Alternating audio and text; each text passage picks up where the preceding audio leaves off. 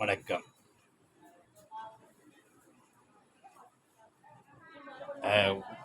உருவம், அருவம் அப்படிங்கிற நிலையில் வள்ளலாருக்கு மேலே ஒரு வழக்கு இருந்தது. ஐயா வள்ளலார் மேலே இந்து அமைப்பு இவர் உருவத்தை ரொம்ப இது பண்ணுறான்னு ஒரு கேஸ் இருந்தது.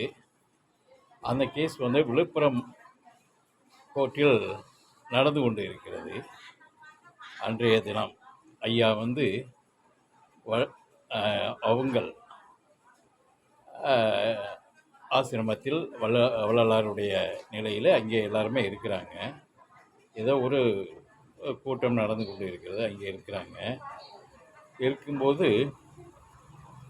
அப்போது ஒரு திடீரென்று ஒரு வள்ளலாரினுடைய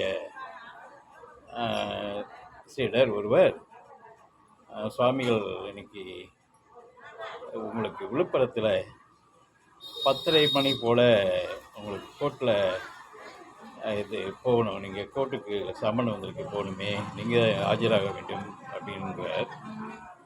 அதுக்கு சிரிச்சுக்கிட்டு ஐயா சொல்கிறாங்க, போகும் போகும், வாய்தா வாங்குன்னு சிரிச்சுக்கிட்டே சொல்கிறாங்க.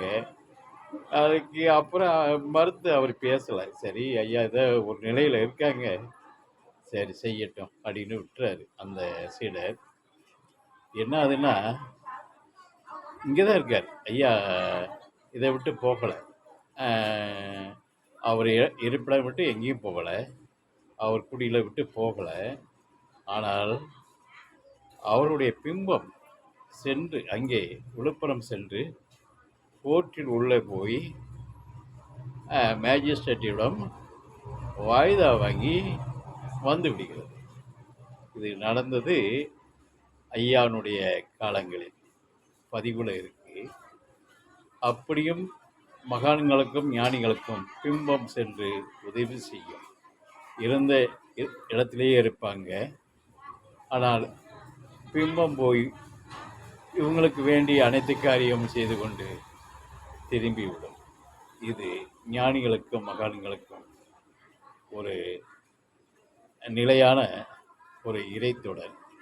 இப்படியும் ஞானிகளுக்கு நடந்திருக்குங்கிறது நிலையில் இந்த காணொளிகள் நாம் அறிவோம். நன்றி, வணக்கம்.